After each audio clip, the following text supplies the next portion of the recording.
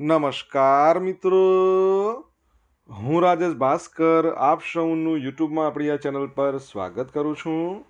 મિત્રો, આજે આપણે તારીખ 26 ડિસેમ્બર 2024ના કેટલાક મોસ્ટ ઇમ્પોર્ટન્ટ કરંટ અફેર અને અગાઉની પરીક્ષામાં પૂછાયેલા કેટલાક ઇમ્પોર્ટન્ટ પ્રશ્નો વિશે ડિટેલમાં ચર્ચા કરીશું, જે આપને આવનારી પરીક્ષા માટે ખૂબ જ ઉપયોગી સાબિત થશે.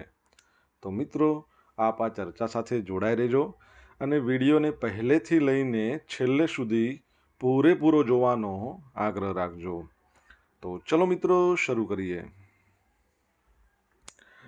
શરૂઆત કરતાં પહેલાં જણાવી દઉં કે જો તમારે આપણી આ યુટ્યુબ ચેનલને સબસ્ક્રાઈબ કરવાનું બાકી હોય તો ચેનલને સબસ્ક્રાઈબ કરજો, નોટિફિકેશન બેલ આઇકોનને પ્રેસ કરીને, અને જો તમને વિડીયો પસંદ આવે તો વિડીયોને લાઈક કરજો. પરંતુ તમારા જેટલા પણ મિત્રો છે એ બધા મિત્રો જોડે વિડીયોની લિંકને અત્યારે જ શેર કરી દો. તો શરૂઆત કરીએ. સૌ પ્રથમ જોઈશું અગાઉની પરીક્ષામાં પૂછાયેલા સામાન્ય વિજ્ઞાનના પ્રશ્નો, જેના જવાબો તમારે મને કમેન્ટ બોક્સમાં લખીને જણાવવાના છે. વિડીયોના લાસ્ટમાં જ્યારે હું તમને આ દરેક પ્રશ્નના જવાબ જણાવું ત્યારે તમારે ચેક કરવાનું છે કે તમે આપેલા પ્રશ્નોના જવાબમાંથી કેટલા પ્રશ્નોના જવાબ સાચા છે.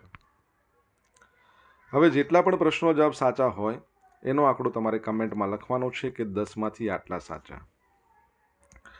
ડેઇલી જીકે ટેસ્ટમાં આપણે રોજ 10 પ્રશ્નો પૂછીએ છીએ, એમાંથી 5 પ્રશ્નો સામાન્ય વિજ્ઞાનના હોય છે. બાકીના જે 5 પ્રશ્નો છે ગુજરાતની કલા, સંસ્કૃતિ અને વારસાના છે.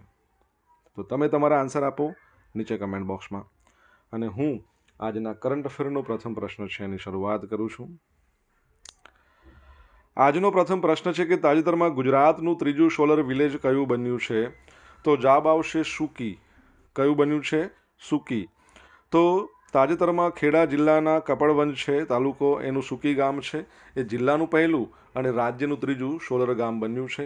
ગામના તમામ ઘરોમાં 183.27 કિલોવોટના સોલર રૂફટોપ સિસ્ટમ લગાવવામાં આવી છે. ખેડા જિલ્લાનું વહીવટીતંત્ર એના દ્વારા પ્રધાનમંત્રી સૂર્યઘર મફત વીજળી યોજના આ હેઠળ આ કામગીરી કરવામાં આવી છે. ગામના 78 ઘર પર સોલાર રૂફટોપ લગાવવાની 100% કામગીરી પૂરી કરી દેવાય છે, અને જિલ્લા વહીવટીતંત્રના પ્રયત્નોથી આ ગામ સંપૂર્ણ સોલર આધારિત ગામ બન્યું છે. જિલ્લા પ્રશાસન, MGVCL, બેંક અને સોલર કંપનીઓના સહયોગથી આ સંપૂર્ણ પ્રોજેક્ટ પૂરો કરવામાં આવ્યો છે.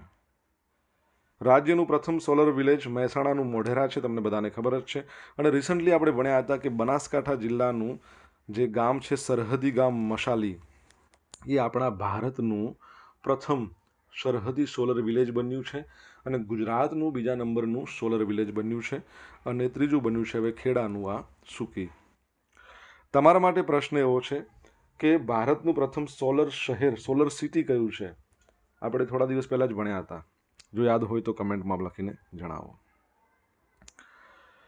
ત્યારબાદનો ક્વેશ્ચન છે, દર વર્ષે વીર બાળ દિવસ ક્યારે મનાવવામાં આવે છે?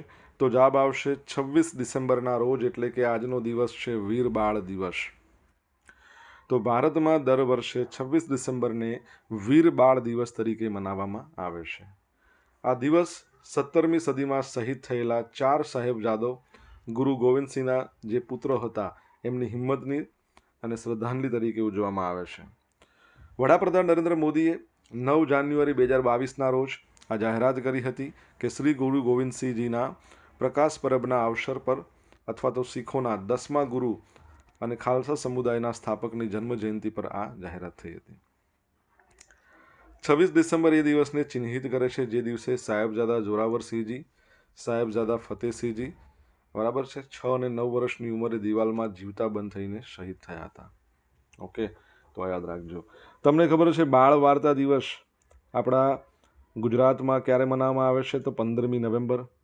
કોનો જન્મદિવસ છે જેમને મૂછાળીમાં કહેવાય છે? રિસન્ટલી STAના પેપરમાં પૂછાઈ ગયું, તમારે જણાવવાનું છે. 15 નવેમ્બરને જનજાતિ ગૌરવ દિવસ પણ કહેવાય છે.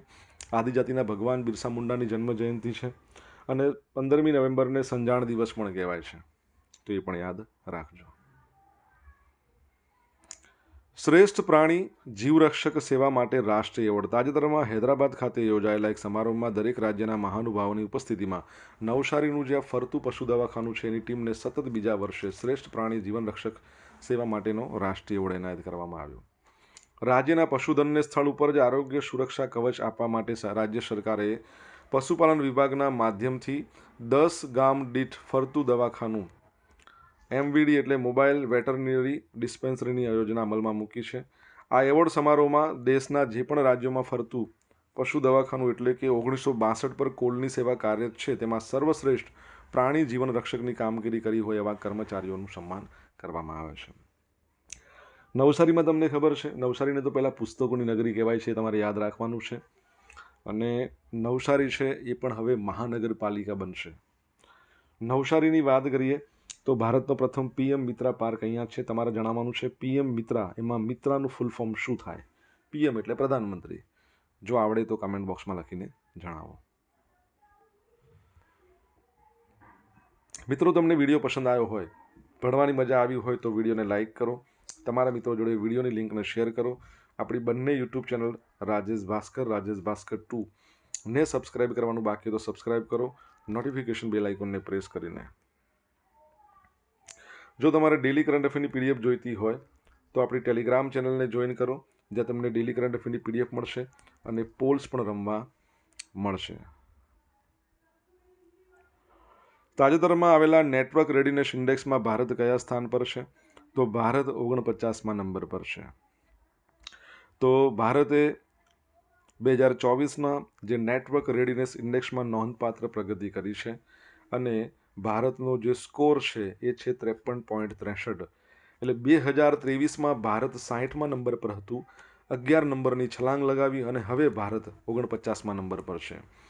આ સિદ્ધિ ડિજિટલ ઇન્ફ્રાસ્ટ્રક્ચર અને ટેકનોલોજી અપનાવવા માટે દેશની મજબૂત પ્રતિબદ્ધતાને પ્રતિબિંબિત કરે છે. પોર્ટુલન્સ ઇન્સ્ટિટ્યૂટ દ્વારા પ્રકાશિત આ NRI રાષ્ટ્ર શાસન, નાગરિક જોડાણ માટે ટેકનોલોજીને કેવી રીતે અસરકારક રીતે ઉપયોગ કરે છે એનું મૂલ્યાંકન કરે છે. આ રેન્કિંગમાં ભારતનો ઉછાળો ટેકનિકલ પ્રગતિમાં વૈશ્વિક નેતા તરીકેની તેની વધતી જતી ભૂમિકાને દર્શાવે છે. 2024 નેટવર્ક રેડીનેસ ઇન્ડેક્સમાં ટોચના 3 દેશો અમેરિકા USA 78.96, સિંગાપોર 76.94, ફિનલેન્ડ 75.76. બરાબર, આ યાદ રાખજો. તમને ખબર હોય તો આપણે થોડા સમય પહેલાં ભણ્યા હતા, હેપીનેસ ઇન્ડેક્સમાં ભારત 126 નંબર પર છે. World happiness ઇન્ડેક્સમાં Henley passport ઇન્ડેક્સમાં 80 number પર હતું. હ્યુમન ડેવલપમેન્ટ ઇન્ડેક્સની અંદર 134મા નંબર ઉપર. પછી ગ્લોબલ હંગર ઇન્ડેક્સમાં 111.3 હતા. વર્લ્ડ પ્રેસ ફ્રીડમ ઇન્ડેક્સમાં 161 નંબર. તમારે જણાવવાનું છે કે ઇન્ટેલેક્ચુઅલ પ્રોપર્ટી આ ઇન્ડેક્સમાં ભારત કયા નંબર પર? કમેન્ટ બોક્સમાં લખો જો તમને આવડતું હોય તો. તાજેતરમાં કોની અમેરિકામાં office of science and technology પોલિસીમાં આર્ટિફિશિયલ ઇન્ટેલિજન્સ માટે વરિષ્ઠ નીતિ સલાહકાર તરીકે નિમણૂક થઈ છે? તો જવાબ આવશે શ્રીરામ કૃષ્ણન, જેઓને તમે ઇમેજમાં જોઈ શકો છો. તો અમેરિકાના નવા બનવા જઈ રહ્યા રાષ્ટ્રપતિ ડોનાલ્ડ ટ્રમ્પે વ્હાઇટ હાઉસ, તમને ખબર છે ને કે અમેરિકાના નવા રાષ્ટ્રપતિ 47મા નંબરના બનશે અને 20મી જાન્યુઆરી 2024ના રોજ એમને શપથ ગ્રહણ કરશે. તો ડોનાલ્ડ ટ્રમ્પે White House office of the science and technology પોલિસીમાં આર્ટિફિશિયલ ઇન્ટેલિજન્સ માટે વરિષ્ઠ નીતિ સલાહકાર તરીકે શ્રીરામ કૃષ્ણની પસંદગી કરી છે. એમનો જન્મ ચેન્નાઈમાં થયો હતો અને તમિલનાડુના કાંચીપુરમમાં આવેલ SRM એન્જિનિયરિંગ કોલેજમાંથી IT ઇન્ફોર્મેશન ટેકનોલોજીમાં BTech કરેલું છે. 2005માં 21 વર્ષની ઉંમરે અમેરિકા ગયા હતા. કૃષ્ણને 2005માં માઇક્રોસોફ્ટ સાથે ટેકની દુનિયામાં પોતાની સફર શરૂ કરી. ત્યારબાદ X એટલે કે ટ્વિટર, યાહૂ, ફેસબુક, સ્નેપચેટ આવી બધી મોટી મોટી કંપનીઓમાં એમણે કામ કર્યું છે, પ્રોડક્ટ ટીમનું નેતૃત્વ કર્યું છે. તમને ખબર હોય તો રિસન્ટલી ભણ્યા હતા કે જય Bhattacharya national institute of health, અમેરિકાની વાત ચાલે છે. કોની વાત કરું છું? જય ભટ્ટાચાર્ય. એના તેઓ ડિરેક્ટર બન્યા. તમને ખબર હોય તો બીજું એક નામ Kash Patel, federal bureau of investigation FBIના ડિરેક્ટર બન્યા. પછી એક નામ છે હરમનપ્રીત, આસિસ્ટન્ટ બન્યા છે, આસિસ્ટન્ટ એટર્ની જનરલ બન્યા છે. ચલો, એક પ્રશ્ન તમારા માટે કે નેશનલ ઇન્ટેલિજન્સ એના ડિરેક્ટર કોને બનાવવામાં આવ્યા? અમેરિકાની વાત ચાલે છે. આન્સર આવડતો હોય તમને તો કમેન્ટ બોક્સમાં લખીને જણાવો કે કોને બનાવવામાં આવ્યા છે. આગળ વધીએ. Telecom regulatory authority of India, try જેને આપણે કહીએ છીએ, બરાબર છે. તો ટ્રાય છે એ ટ્રાય ટેરિફ અંગેના નિયમોમાં ફેરફાર કરીને ગ્રાહકોને માત્ર વોઇસ અને SMS આના રિચાર્જનો વિકલ્પ આપવા ટેલિકોમ કંપનીઓને આદેશ આપ્યો છે. ટેલિકોમ કંપનીઓ શું કરી રહી છે કે બધાને ખબર છે કે લોકો ડેટાનો વધારે ઉપયોગ કરતા હોય છે. તો ડેટા તમે લો કે એક આટલા જીબીના આટલા રૂપિયા મહિનાના, તો એમાં તમને વોઇસ પણ મળી જાય છે ફ્રીમાં, કેમ કે હવે તો વોઇસ છે ને એ ડેટાના થ્રુ જતો હોય છે. એમાં તમને SMS પણ મળી જાય, SMS પણ ડેટાના થ્રુ જતું હોય છે. પહેલાં એવું હતું કે વોઇસ માટે અલગ લાઈનો હતી, હવે તો ડેટામાં જ બધું થાય છે, એટલે ફ્રીમાં મળે છે. પરંતુ ઘણા એવા લોકો હોય છે જેને ડેટાનો ઉપયોગ હોતો જ નથી. તો એ લોકો માટે શું હોય છે, તો એ લોકોને સ્પેશિયલી કોલિંગ માટે કે SMS માટે પણ આ મોટા મોંઘા પ્લાન લેવા પડે છે. એટલે જે ફોન ધારકોને ઇન્ટરનેટની ડેટાની જરૂર નથી અને માત્ર ફોન કોલ્સ અને SMS એના માટે રિચાર્જ કરવા માંગે છે, એમના માટે પણ પ્લાન લાવવો પડશે, ફક્ત મેસેજ અથવા તો કોલિંગનો. સ્પેશિયલ રિચાર્જ કૂપન દિવસોની મર્યાદા 90 દિવસથી વધારીને 365 દિવસ કરવામાં આવશે, બરાબર છે. રિચાર્જ કૂપન સ્પેશિયલ હોય છે ને એ 90 દિવસ નહીં, 365. તો યાદ રાખજો. ટ્રાયની વાત કરીએ, telecom regulatory authority of India, 1997માં એની સ્થાપના થઈ અને નવી દિલ્હી એમાં એનું હેડક્વાર્ટર આવેલું છે. એના જે અધ્યક્ષ છે એનું નામ તમને આવડતું હશે. ભૂતકાળમાં તેઓ આપણા રેલવે મંત્રાલયના ચેરમેન હતા. શું નામ છે તમને ખબર હોય તો કમેન્ટ બોક્સમાં લખીને જણાવો. સોશિયલ મીડિયાના માધ્યમથી તમે મારી જોડે કનેક્ટ થઈ શકો છો. મારું ઇન્સ્ટા આઈડી છે rajesh.i.bhaskar. મારું ફેસબુક આઈડી છે RI ભાસ્કર. અને જે ટેલિગ્રામ ચેનલ છે આપણી, ટેલિગ્રામ ચેનલ છે રાજેશ ભાસ્કર. હવે ટેલિગ્રામ ચેનલ પર ડેલી કરંટ અફેરની PDF તમને મળવાની જ છે. રોજ પોલ્સ પણ રમવા મળશે. જો તમને ભણવાની મજા આવી હોય તો વિડીયોને લાઇક કરી દો, તમારા મિત્રો જોડે વિડીયોની લિંકને શેર કરી દો, ચેનલ સબસ્ક્રાઇબ કરવાની બાકી હોય તો સબસ્ક્રાઇબ કરી દો, નોટિફિકેશન બેલ આઇકોનને પ્રેસ કરીને. તાજેતરમાં ગુજરાત રાજ્ય સરકાર દ્વારા state allied and health care કાઉન્સિલના કેટલા સભ્યોની નિમણૂક કરવામાં આવી છે? તો ટોટલ 15 સભ્યોની નિમણૂક થઈ છે. તો ગુજરાત સરકાર દ્વારા state allied and health care કાઉન્સિલના 15 સભ્યોની નિમણૂક કરાઈ છે. સરકારે આ કાઉન્સિલમાં 15 સભ્યોની નિમણૂક કરીને રાજ્યમાં મેડિકલ શિક્ષણના ધોરણો અને ગુણવત્તા વગેરેનું નિયમન કરવાના પ્રયાસોને હાથ ધરાયા છે. જે માટે કાઉન્સિલ હેઠળ 4 જેટલા બોર્ડ પણ બનાવવામાં આવશે. એક છે undergraduate allied and health care education board, second છે postgraduate allied and health care education board, ત્રીજું છે allied and health care professions assessment and rating board, ચોથું છે allied and health care professions ethics and registration board. Bharat સરકાર દ્વારા 28 March 2021ના રોજ the national commission for allied and health care પ્રોફેશનલની રચના કરવામાં આવી છે 2021માં, જે ભારતભરમાં તમામ એલાઇડ હેલ્થ કેર કોર્સના અભ્યાસક્રમોનું નિયમન કરનારી સંસ્થા છે. ભારતમાં અત્યાર સુધીમાં ટોટલ 14 રાજ્યો દ્વારા આ સ્ટેટ એલાઇડ્સ એન્ડ હેલ્થ કેર કાઉન્સિલની રચના કરવામાં આવી છે. અને આ કાઉન્સિલ દ્વારા 10 અલગ અલગ અભ્યાસક્રમોને રેકોગ્નાઇઝ કેટેગરીમાં નિશ્ચિત કરવામાં આવી છે. 10 કેટેગરીની અંદર 56 એલાઇડ હેલ્થકેર અભ્યાસક્રમો છે. અને આ કાઉન્સિલ સ્નાતક, અનુસ્નાતક કક્ષાએ એલાઇડ એન્ડ હેલ્થકેર એજ્યુકેશનના ધોરણો નક્કી કરશે. ફેકલ્ટી ડેવલપમેન્ટની સમીક્ષા, માન્ય શૈક્ષણિક લાયકાતના અભ્યાસક્રમોની મંજૂરી, સ્નાતક તેમજ અનુસ્નાતક શિક્ષણ માટે સરકાર દ્વારા સોંપણી કર્યા મળે અન્ય કામગીરી કરશે. આ કાઉન્સિલ રાજ્યમાં એલાઇડ અને હેલ્થકેર સંસ્થાઓનું નિરીક્ષણ, એલાઇડ અને હેલ્થકેર વ્યવસાયિકોની નોંધણી પણ કરવાની છે. બરાબર છે. હેલ્થની વાત આટલી બધી કરી છે. ગુજરાતના જે મંત્રી છે, સ્વાસ્થ્ય મંત્રી ઋષિકેશભાઈ પટેલ છે, કેન્દ્રની અંદર JP નડ્ડા છે. તમારા માટે પ્રશ્ન છે કે વિશ્વ સ્વાસ્થ્ય દિવસ અથવા તો વર્લ્ડ હેલ્થ ડે આપણે ક્યારે મનાવીએ છીએ? જો તમને જવાબ આવડતો હોય તો તમે કમેન્ટ બોક્સમાં લખીને જણાવી શકો છો. ગુજરાત સાંસ્કૃતિક યોદ્ધા પુરસ્કાર, તો મુખ્યમંત્રી શ્રી ભૂપેન્દ્ર પટેલે સુરત ખાતે સંસ્કૃતિ, સદાચાર, સામાજિક મૂલ્યો માટે અનન્ય યોગદાન આપનાર વિવિધ ક્ષેત્રના 8 વ્યક્તિ વિશેષને ગુજરાત સાંસ્કૃતિક યોદ્ધા પુરસ્કાર અર્પણ કર્યા છે? રાજ્ય સરકાર રમત ગમત યુવા અને સાંસ્કૃતિક પ્રવૃત્તિઓ વિભાગના ગુજરાત રાજ્ય સંગીત નાટક અકાદમી દ્વારા સેવ કલ્ચર સેવ ભારત ફાઉન્ડેશનની પ્રેરણાથી સુરતમાં આવેલી છે વીર નર્મદ દક્ષિણ ગુજરાત યુનિવર્સિટી, એનું જે કન્વેન્શન હોલ છે એમાં આયોજિત અવોર્ડ સમારોહમાં મુખ્યમંત્રી ભૂપેન્દ્ર પટેલના હસ્તે સાવર પ્રસાદ રામપ્રસાદ બુધિયા, સુધા કાકડિયા નાકરાણી, નંદકિશોર શર્મા, કેશવભાઈ ગોટી, ગીતાબેન શ્રોફ, તરુણ મિશ્રા, કોમલબેન સાવલિયા, પ્રતિભા દેસાઈ, આ બધાને ગુજરાત સાંસ્કૃતિક યોદ્ધા પુરસ્કારથી સન્માનિત કર્યા છે. પુરસ્કાર પરથી યાદ આવ્યું કે રિસન્ટલી સાહિત્ય અકાદમી દ્વારા 21 અલગ અલગ ભાષા માટે એવોર્ડના જે નોમિની છે એમને નામ ઘોષિત કર્યા છે. તો ગુજરાતી ભાષા માટે 2024માં સાહિત્ય અકાદમી પુરસ્કાર છે એ આપવામાં આવશે દિલીપ ઝવેરીને. એમની કઈ રચના માટે એ તમારે જણાવવાનું છે. હવે મિત્રો જોઈશું અગાઉની પરીક્ષામાં પૂછાયેલા સામાન્ય વિજ્ઞાનના પ્રશ્નો. પહેલો પ્રશ્ન, ગુરુત્વાકર્ષણની શોધ કોણે કરી હતી? ન્યૂટને. ડીએનએને આમાંથી કોની સાથે સંબંધ છે? તો વંશ સાથે. નીચેનામાંથી કયા ફળમાં વિટામિન સી હોય છે? તો નારંગીમાં હોય છે. ડાયનાસોર શું છે? એક પ્રાગૈતિહાસિક પ્રાણી છે. પાણી કેટલા ડિગ્રી સેન્ટીગ્રેડ પર ઉકળે છે? 100. હવે મિત્રો જોઈશું અગાઉની પરીક્ષામાં પૂછાયેલા ગુજરાતની કલા, સંસ્કૃતિ અને વારસાના પ્રશ્નો. પહેલો પ્રશ્ન, ગુજરાત યુનિવર્સિટીના સૌપ્રથમ કુલપતિનું નામ આપો. તો હર્ષિતભાઈ દિવેટિયા હતા. બરાબર છે. હાલના કોણ છે તમને ખબર હોય તો કમેન્ટ બોક્સમાં લખો. ચલો હું કહી દઉં છું, નિર્જા ગુપ્તા. બરાબર છે.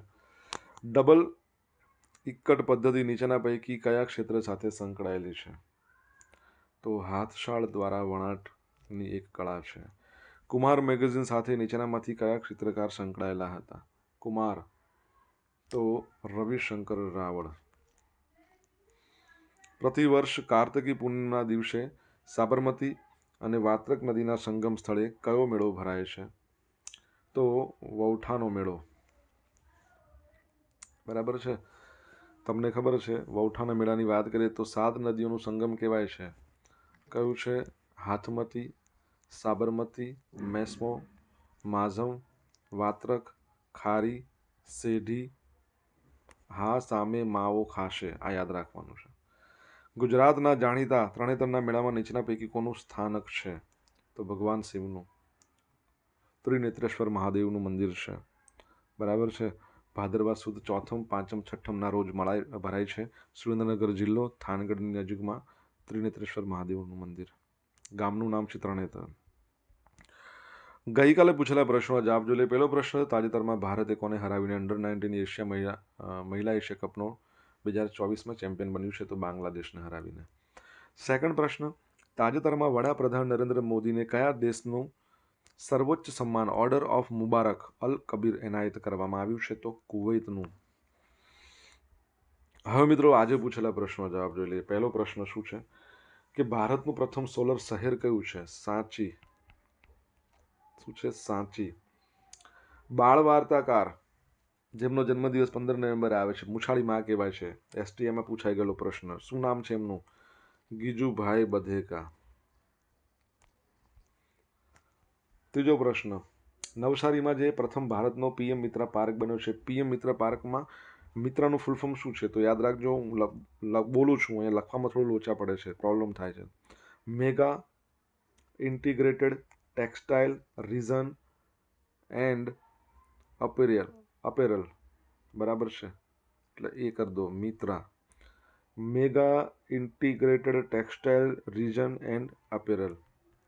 ચોથો, ઇન્ટેલેક્ચુઅલ પ્રોપર્ટી ઇન્ડેક્સ જે આવ્યો હતો એમાં ભારતનું સ્થાન, જો આમાં કંઈ નથી લગાતું ને, 42મા નંબરનું છે, કંઈક પ્રોબ્લેમ થયો છે. ત્યારબાદનો 5મા નંબરનો પ્રશ્ન, નેશનલ ઇન્ટેલિજન્સ જે અમેરિકાનું છે એના ડિરેક્ટર તરીકે કોને ઘોષિત કરવામાં આવ્યા છે? તુલસી ગબાડ. હવે બરાબર લખાયું છે. 6ઠ્ઠા નંબરનો પ્રશ્ન, ટ્રાયના ચેરમેન કોણ છે હાલમાં? તો અનિલ કુમાર લાહોટી. 7મા નંબરનો પ્રશ્ન, વર્લ્ડ હેલ્થ ડે 7 એપ્રિલ. 8મા નંબરનો પ્રશ્ન, દિલીપ ઝવેરીને ભગવાનની વાતો એના માટે એમને સાહિત્ય અકાદમી પુરસ્કાર ગુજરાતી ભાષામાં આપવામાં આવશે. હવે મિત્રો જોશું ગઈકાલના કરંટ અફેરમાંથી પૂછેલા કેટલાક ઇમ્પોર્ટન્ટ પ્રશ્નો જેના જવાબો તમારે કમેન્ટ બોક્સમાં લખવાના છે. પહેલો પ્રશ્ન, ડીજીપી વિકાસ સહાયની અધ્યક્ષતામાં ગુજરાત પોલીસની ક્રાઇમ કોન્ફરન્સ ક્યાં યોજાઈ? સેકન્ડ પ્રશ્ન, તાજેતરમાં શ્યામ બેનેગલનું નિધન થયું, તેઓ કયા ક્ષેત્ર સાથે સંકળાયેલા હતા? જવાબ આવડતો હોય તો કમેન્ટ બોક્સમાં લખીને જણાવજો. તો મિત્રો આ હતા આજના દિવસના કેટલાક મોસ્ટ ઇમ્પોર્ટન્ટ કરંટ અફેર. સાથે આપણે જોયું અગાઉની પરીક્ષામાં પૂછેલા ઇમ્પોર્ટન્ટ પ્રશ્નો એના જવાબોની સાથે. આશા રાખું બધાને ભણવાની મજા આવી હશે. મજા આવી હોય તો વિડીયોને લાઇક કરો, તમારા મિત્રો જોડે વિડીયોની લિંકને શેર કરો. આપણી બંને યુટ્યુબ ચેનલ રાજેશ ભાસ્કર 2ને સબસ્ક્રાઇબ કરો, નોટિફિકેશન બેલ આઇકોનને પ્રેસ કરીને. તો મિત્રો thank you so much for watching this video. Have a nice day. Jai Hind, જય ભારત.